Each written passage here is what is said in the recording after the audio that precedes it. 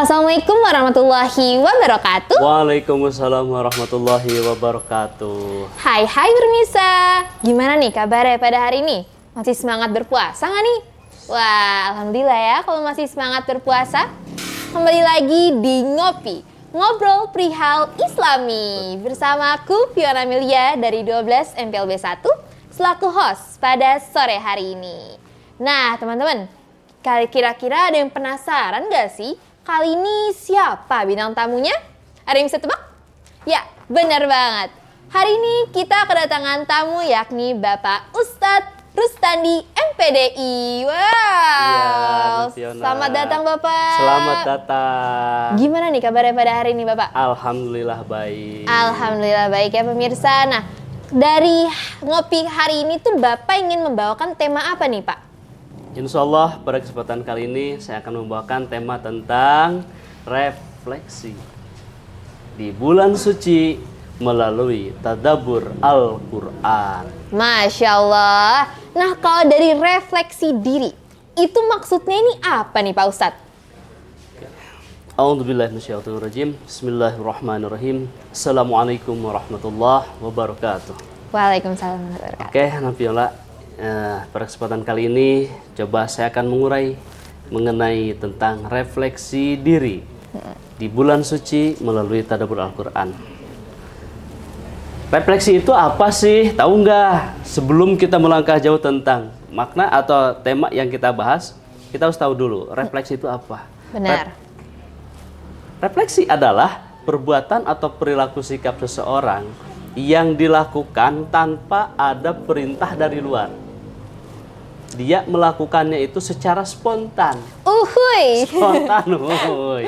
Nah, jadi memang betul kalau perbuatan yang dilakukan sudah secara spontan, uhuy. Nah, itu akan menimbulkan sesuatu hal yang amat berkesan bagi siapapun dan dimanapun. Oke, jadi kalau dari refleksi diri itu pengertiannya kalau misalkan secara singkatnya adalah inisiatif ya, spontan alias gak ada paksaan ya Pak Ustadz. Betul. Ya? Itu adalah nilai yang amat sangat berharga. Wah. Kalau seseorang melakukan sesuatu itu tanpa ada unsur paksaan, unsur intimidasi atau dorongan dari luar, dia dengan sadarnya sendiri melakukan hal kebaikan, itu adalah nilainya luar biasa. Begitu. Baiklah.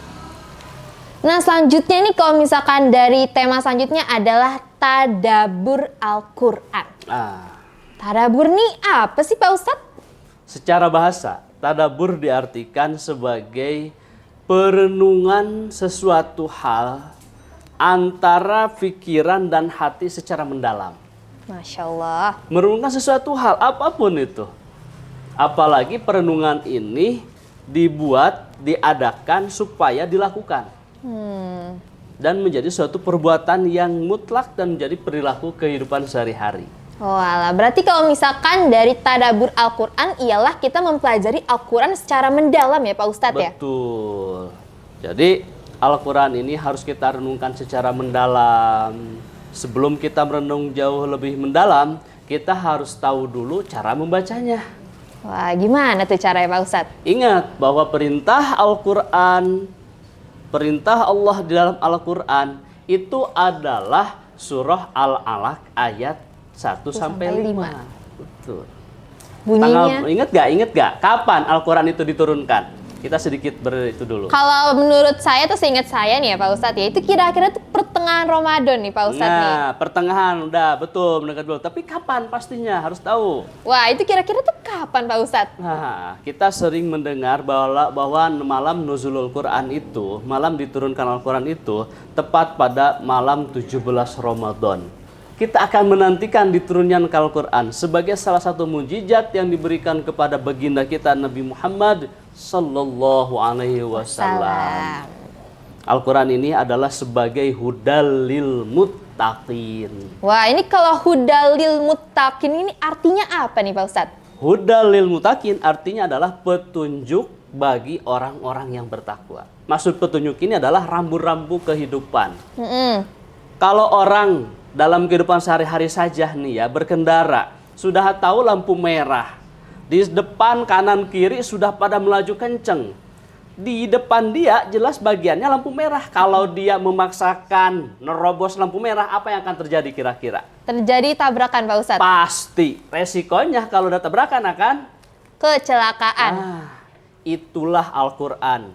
Menghindari manusia supaya di hidupnya ini, di dunia ini tidak celaka. Supaya dia menuju akhirat, dia dalam keadaan selamat. Masya Allah. Nah kalau selanjutnya ini apa lagi nih Pak Ustadz nih? Nah, supaya dalam tadabbur ini kita mendapatkan makna, harus tahu tentang makna Al-Quran adalah sebagai Al-Furqan. Wah, Al-Furqan. Ya. Al-Furqan ini apa nih? Al-Furqan adalah pembeda antara hak dan batil. Mana yang benar, mana yang salah.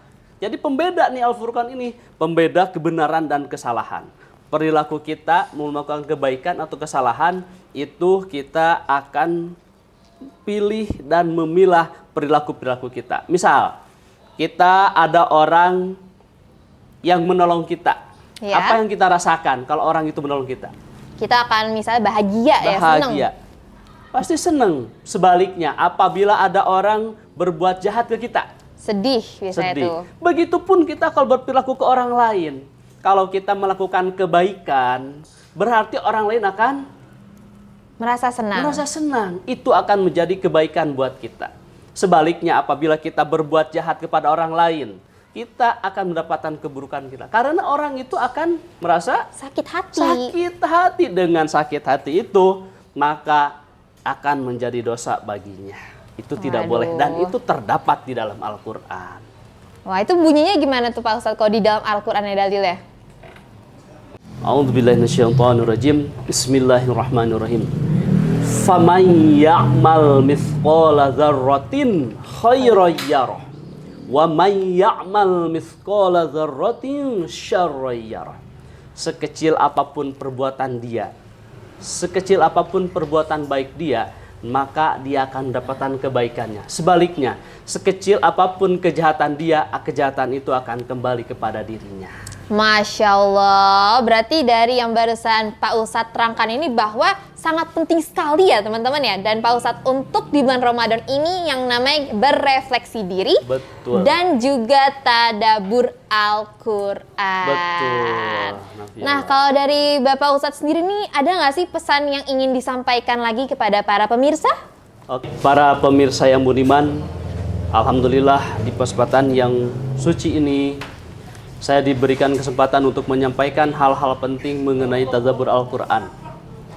Al-Quran patut kita dalamin, patut kita hayatin. Setelah kita diperintahkan membaca, maka kita harus tahu arti dari setiap dalam Al-Quran. Minimal ayat-ayat atau surat-surat yang setiap hari dibacakan oleh kita, terutama surah Al-Fatihah. Kita wajib mengenal, mengetahui, terjemahkan maksud tujuan dari surah Al-Fatihah itu sendiri.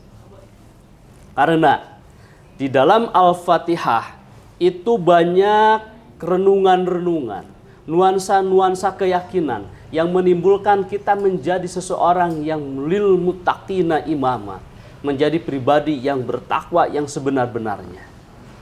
Oleh sebab itu, saya sebagai salah satu guru di Citra Negara, khususnya bidang agama, dan saya mengajarkan tentang baca tulis Al-Quran. Kebetulan baca tulis Al-Quran menjadi satu pelajaran yang wajib diterapkan di SMP, SMA, SMK Citra Negara. Jadi beruntunglah Bapak Ibu yang putra-putrinya dididik di Citra Negara. Karena selain diberikan wawasan keduniaan, dunia yang meliputi tentang keterampilan, yang di SMK digembleng bagaimana anak-anak memiliki life skill. Dan di sini pula SMP, SMA, SMK Citra Negara memberikan pelajaran wajib, yakni baca tulis Al-Quran yang menjadi dasar untuk kehidupan kelak di akhirat.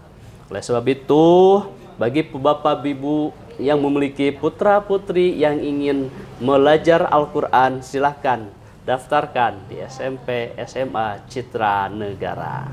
Wah, baiklah. Terima kasih Bapak Ustadz Rustandi MPDI atas pesan dan juga nasihatnya kepada kita semua. Maka dari itu, Melalui materi yang telah disampaikan, teman-teman ini harus namanya refleksi diri dan juga tadabbur Al-Quran atau mempelajari Al-Quran secara mendalam. Bukan hanya membaca ya. Dan oleh sebab itu, saya Fiona Amelia selaku host pada sore hari ini mengucapkan terima kasih dan maaf apabila terdapat tutur kata yang kurang berkenan. Sampai jumpa. Wassalamualaikum warahmatullahi wabarakatuh.